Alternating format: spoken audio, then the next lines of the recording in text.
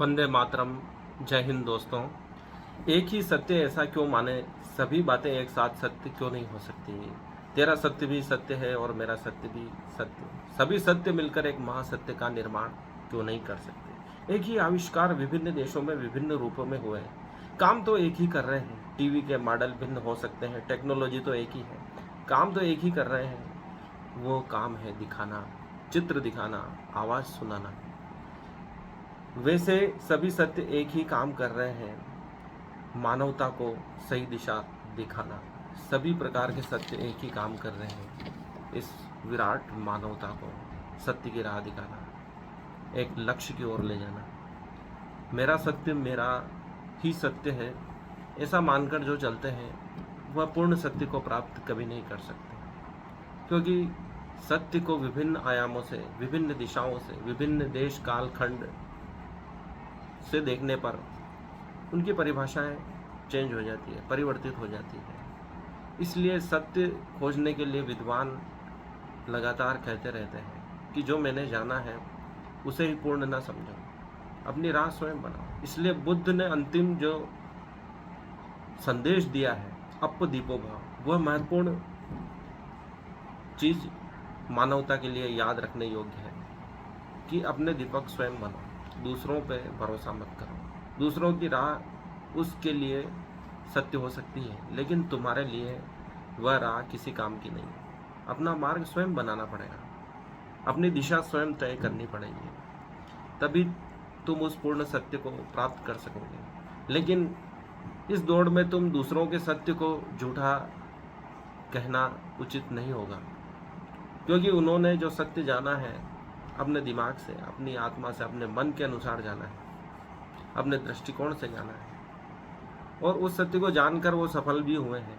तो हम कैसे कह सकते हैं कि उनका सत्य सत्य नहीं और हमारा सत्य ही सत्य है। इसलिए दूसरों के सत्य का भी आदर करें, लेकिन अपना पथ स्वयं निर्माण करें, लेकिन दूसरों की भावनाओं का आदर करते हुए। आज महाभारत पर फिल्म बनाना चाहते हैं राजा मौली और आमिर खान भी, अपने अपने दृष्टिकोण से वह फिल्म बनाने वाले हैं, और कई वर्षों से हम सुनने आ रहे हैं कि वो फिल्म बनाने वाले हैं। लेकिन आज के परिप्रेक्ष्य में फिल्म को कैसे बनाया जाए, हम उस पर विचार करेंगे, क्योंकि हमारे सामने महत्वपूर्ण आदर्श पहले से ही मौजूद है। व्यास ऋषि स्वयं महाभारत को इतनी उत्तम तरीके से लिख गए हैं कि उसको चित्रांकित करना या पर्दे पर उतारना बहुत कठिन काम है। लेकिन आज यह संभव हो सकता है क्योंकि हम एआई के युग में रह रहे हैं। एआई के द्वारा, सामान्य कलाकारों द्वारा भी ऐसी एनिमेटेड फिल्में बनाई जा चुकी है जो बहुत ही सुंदर है और देखने के काबिल है। उनसे भी हम तुलना करेंगे तो फिल्म को कैसे सर्वश्रेष्ठ बनाया जाए, इस पर इन दोनों महान निर्माताओं को विचार करना होगा। क्योंकि एआई स्वयं पूरे विश्व के डाटा को खकाल कर फिल्म का अवतरण करती है, और आप उन एआई के पार जा सकोगे या नहीं जा सकोगे उस पर भी विचार करना होगा। क्योंकि वो सुंदर चित्र भी बना रहे हैं और उस देश कालखंड के अनुसार लंबे तगड़े कलाकारों को भी प्रस्तुत कर रहे हैं, उस समय के सुंदर वनों का चित्रांकन कर रहे हैं। हमें उन चीज़ों का भी ध्यान रखना पड़ेगा जो जनमानस के मन में बैठी हुई है, कि वह किस प्रकार से कल्याण में आते हुए, या गीता प्रेस से, या इस्कॉन के चित्रों को देखकर, या राजा रवि वर्मा के चित्रों को देखकर भगवान या महाभारत के जो पात्र हैं उनकी कल्पना साधारण जन कर रहा है, साधारण जन कर रहे हैं, तो उनको भी ध्यान में रखना होगा। तभी हम एक महान रचना को प्रस्तुत कर पाएंगे, क्योंकि लोगों की अपेक्षाएं बहुत बढ़ गई हैं। बी.आर. चोपड़ा की महाभारत और रामानंद सागर की रामायण देखकर लोगों को लगता है कि ये उसी कालखंड का चित्र खींचा गया है, या वीडियो शूट किया गया है, या धारावाहिक को प्रस्तुत किया गया है। उन्हें देखकर ऐसा लगता ही नहीं है कि ये कोई कहानी है, ये वास्तविकता है, ऐसा लगता है। तो हमें इस तकनीक के युग में उस वास्तविकता को, उस कालखंड को पुनः प्रस्तुत करना होगा, उसी रूप में जो जनमानस के मन में बैठी हुई है। क्योंकि उस समय के जो पात्रों का वर्णन है वो काफ़ी लंबे तगड़े और आकर्षक थे। जयप्रकाश चौक से जो प्रसिद्ध फिल्म समीक्षक थे जो स्वर्गवासी हो चुके हैं, उनका कहना है कि वर्तमान में अगर महाभारत बनाई जाए तो यूरोप या अमेरिका के हॉलीवुड के कलाकारों को लेकर ही बनाई जा सकती है, क्योंकि इतने लंबे तगड़े कलाकार मिलना भारत में बहुत कठिन काम है, क्योंकि इसमें बहुत अधिक पात्रों की आवश्यकता है और सभी लंबे तगड़े मजबूत कलाकार उस समय उन कथाओं में वर्णित हैं। तभी वो आकर्षक लगेंगे और तभी दर्शकों को बांध सकेंगे। इस्कान की पेंटिंगों से भी प्रेरणा ली जा सकती है, क्योंकि उन्होंने महान चित्र उकेरे हैं। वैसे चित्र देखकर कहीं नहीं लगता है कि वास्तव में भगवान ऐसे नहीं होंगे, या उस देश के कालखंड के उन वनों के चित्र बहुत ही वास्तविक लगते हैं। उनको देखकर ही बी.आर. चोपड़ा ने अपने पात्रों का चयन किया था, ऐसा लगता है। कृष्ण बहुत ही सटीक बी.आर. चोपड़ा ने लिया था, न तो ज़्यादा लंबा है न ज़्यादा छोटा है। वो बिल्कुल उनके जो आँखें हैं, भौहें हैं, ओठ हैं, चेहरे का आकार है, बिल्कुल सटीक है, सूतबा आकार है, 1 इंच भी इधर उधर नहीं है। उनकी मुस्कान, अधर, नयन, मस्तक, बाल, गर्दन आदि आदि अनादि देखते ही ऐसा लगता है कि साक्षात भगवान यही हैं। हमें वापस वैसे कलाकार ढूंढने के लिए काफ़ी संघर्ष करना होगा, क्योंकि जिन्हें देखकर ऐसा लगना चाहिए कि ये परमात्मा ही हमारे सामने आ रहे हैं। अरुण गोविल को देखकर ऐसा लगता है कि भगवान श्री राम उनमें प्रकट हो चुके हैं, और नीतीश भारद्वाज को देखकर लगता है कि कृष्ण ऐसे ही होने चाहिए। कहीं कोई कमी नहीं है, उनके बोलने में भी ऐसा ही लगता है कि भगवान ही बोल रहे हैं। उनके संवाद ऐसे हैं कि जैसे परमात्मा ही बोल रहे हैं। इसलिए तो संजय ने कहा है धृतराष्ट्र से कि ऐसी वाणी तो परमात्मा की हो सकती है जिसमें कोई अहंकार भी नहीं है। ऐसे संवाद लिखने वाले भी वापस चाहिए, राही मासूम रजा जैसे, ताकि उन संवादों को सुन सुन के दर्शकों के रोंगटे खड़े हो जाएं। सलीम जावेद की जोड़ी थी जिन्होंने शोले फिल्म लिखी। सलीम ने कहा है कि कहानी ऐसी होनी चाहिए कि उसमें ऐसा मोड़ आए अचानक कि दर्शक सोच नहीं पाए।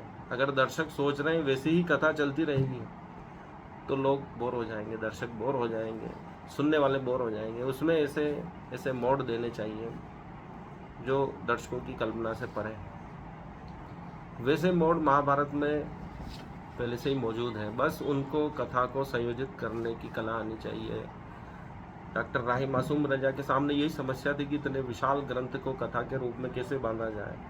उन्होंने उसको उन रोचक मोड़ों पे लाकर छोड़ा है, उनको जोड़ा है, ताकि दर्शक बंधे के बंधे रहें। फर्स्ट एपिसोड से लास्ट एपिसोड तक लोग बोर नहीं हुए। इतने 104 एपिसोड की महाभारत है, या इसे कम ज़्यादा हो सकती है, मुझे पूरा याद नहीं है, लेकिन दर्शकों को मानना बहुत टेढ़ी खीर है। जब हम रील के युग में रह रहे हैं, इंस्टाग्राम के युग में रह रहे हैं, जिसमें दर्शक 1-2 सेकंड से भी ज़्यादा अपना ध्यान केंद्रित नहीं कर पाते हैं और वे नई चीज़ ढूंढते रहते हैं लगातार कि उसमें कुछ आकर्षण मिल जाए, कुछ रोमांच मिल जाए, डोपामिन रिलीज़ हो जाए। तो इन चीज़ों को ध्यान रखकर अगर महाभारत धारावाहिक बनाया जाए या फिल्म बनाया जाए तो एक महान रचना बन सकती है, क्योंकि इतना शोध हो चुका है कि उसमें सत्य को ढूंढकर उनको कथा में बांधकर प्रस्तुत किया जाना आवश्यक है। आज के युग में तो विद्वानों ने महाभारत कितने वर्ष पूर्व हुई थी, रामायण कितने वर्ष पूर्व हुई थी, 7000 वर्ष पूर्व महाभारत हुई थी और 14000 वर्ष पूर्व रामायण हुई थी, ऐसा विद्वानों ने खोज लिया है और उसके लिए कई तर्क प्रस्तुत किए गए। भंडारकर की महाभारत है, कितने ही विश्व में प्रचलित महाभारत है, उसमें से जो महत्वपूर्ण कथाएं हैं उनको इकट्ठी कर और उसमें थ्रिल देकर, उसमें रोमांच देने की भी आवश्यकता नहीं, उसमें पहले से ही हर कथा रोमांच करने वाली, रोंगटे खड़े करने वाली है। बस हमारे पास अध्ययन का समय नहीं है, उसी का फ़ायदा उठाकर यदि कोई कथा प्रस्तुत करता है और हमारे आध्यात्मिक देश के अनुसार उसे प्रस्तुत करता है, धार्मिक भावनाएं आहत न हो और उन कथाओं को इतने सुंदर ढंग से जो प्रस्तुत कर सकेगा, महान कलाकारों का जो चयन कर सकेगा, संवादों को उत्तम लिख सकेगा, वह कथा अवश्य सफल होगी। क्योंकि महाभारत में इतनी कथाएं कि जीवन भर भी आप उस पर कुछ बनाएं तो वह कथाएं ख़त्म नहीं होने वाली हैं और उनका रोमांच इतना है कि दर्शक आज सुनना चाहते हैं, देखना चाहते हैं। बस वैसे कलाकार उनको प्रस्तुत करने वाले धैर्यवान कथाकारों की आवश्यकता है, पीएचडी होल्डरों की आवश्यकता है, स्कॉलर्स की आवश्यकता है, महान संवाद लिखने वालों की आवश्यकता है, जो राही मासूम रजा ने लिखे हैं, रामानंद सागर ने लिखे हैं, जिनको पढ़कर, सुनकर, देखकर लोग बार बार उनको दोहराना चाहें और जब भी सुने उनके रोंगटे खड़े हो जाएं और उनसे प्रेरणा मिले, जीवन को नई दिशा मिले। जब भी सुने तो आदमी का उत्साह बढ़े, ऐसा नहीं हो कि वह निराश हो जाए। जो बातें उसे पहले से मालूम है वह बातें दोहराने से दर्शक आकर्षित नहीं होंगे। आपको अथक प्रयास करना पड़ेगा, धैर्यपूर्वक उनका अध्ययन करना पड़ेगा, उनमें से महान कथाएं आपको छांटनी पड़ेगी। एक युग में ये चीज़ें सब संभव है। आप उनमें से महत्वपूर्ण प्रसंग चुन सकते हैं, कथा को कैसे प्रस्तुत करना वो भी ऐसे लिख सकते हैं, लेकिन आपको ऐसे विद्वानों की आवश्यकता होगी कि उनमें से महत्वपूर्ण प्रसंग कौन से छांटने हैं, कौन से जोड़ने हैं, कैसे उनको प्रस्तुत करना है, कौन से गीत उसमें लेने हैं, कौन से भजन लेने हैं, या इन सब चीज़ों का अगर जो ध्यान रख पाएगा, क्योंकि महाभारत और रामायण के एक एक संवाद, गीत, भजन पूरे जनमानस में बस चुके हैं। अब प्रतियोगिता उन दो धारावाहिक से ही है, क्योंकि पुरानी फिल्में भी जब शुरुआती दौर था 1960 या उससे पहले या उससे बाद जो फिल्में बनी वो भी महान फिल्में बनी हैं। उनको देखकर भी ऐसा लगता है कि एक महान रचना हुई है। बार बार जब धारावाहिक नहीं आए थे तो लोग उन फिल्मों को देखते थे, दूसरों के घरों में वीसीआर होते थे, वहाँ जाकर देखते थे धार्मिक फिल्में और आनंदित होते थे और हमारे धर्म की कथाओं को स्मरण करते थे और हमारे धर्म पर गर्व करते थे, धार्मिक कथाओं पर गर्व करते थे। उन चीज़ों को वापस लाने के लिए वैसे ही ऋषि युक्त लोगों की आवश्यकता है, जिन्होंने वास्तव में कुछ तपस्या की हो, वैसा जीवन जिया हो। क्योंकि रामानंद सागर के आगे ऋषि लिखा जाता है तो वह स्वयं उस आध्यात्मिक जीवन से ओतप्रोत थे, धर्म से ओतप्रोत थे। बी.आर. चोपड़ा स्वयं प्रतिदिन गीता का पाठ करते थे और उसी की प्रेरणा से महाभारत बनी है और उन ऋषियों का आशीर्वाद है जो वास्तव में ये कार्य करवाना चाहते थे। क्योंकि ये रामायण और महाभारत, जो बी.आर. चोपड़ा की महाभारत है और रामानंद सागर की रामायण है, उस एक ही कालखंड में बनी है। क्योंकि उस समय की वायु भी ऐसी थी, तरंगें ऐसी थी कि वह महान कार्य हो सका। उन तरंगों को पकड़कर वापस एक महान रचना बनाना बहुत ही कठिन काम है। यह परमात्मा के आशीर्वाद से या उन तरंगों को पकड़कर, उन आकाशीय रिकॉर्ड को पकड़कर या खकाल कर ही हम एक महान रचना बना सकते हैं। तो कई चीज़ों का ध्यान रखना होगा, क्योंकि तकनीक को भी साथ लेकर चलना होगा और अध्यात्म को भी साथ लेकर चलना होगा और उन महान कथाओं जो पूरे विश्व में प्रचलित है उनमें से बेस्ट कथाएं चुनकर प्रस्तुत करना होगा और उन महान कलाकारों को चयन करना होगा जो देखकर लगे कि ये उस कालखंड के पात्र हैं। क्योंकि एक एक पात्र महान पात्र है, एक एक की कथा महान कथा है, उसका ध्यान अवश्य रखा जाना चाहिए। धन्यवाद, मुझे सुनने के लिए हार्दिक आभार। इस वीडियो के लिए आपके मन में जो भी प्रश्न है कमेंट्स बॉक्स में लिखें। इस वीडियो को लाइक करें, चैनल को सब्सक्राइब करें और इस वीडियो को अधिक से अधिक शेयर करें ताकि हम उस महान भारतीय परंपरा को महसूस कर सकें उन ग्रंथों के माध्यम से, उन एपिसोड के माध्यम, उन फिल्मों के माध्यम से जो हजारों वर्ष पूर्व बीत चुका है। धन्यवाद, हार्दिक आभार।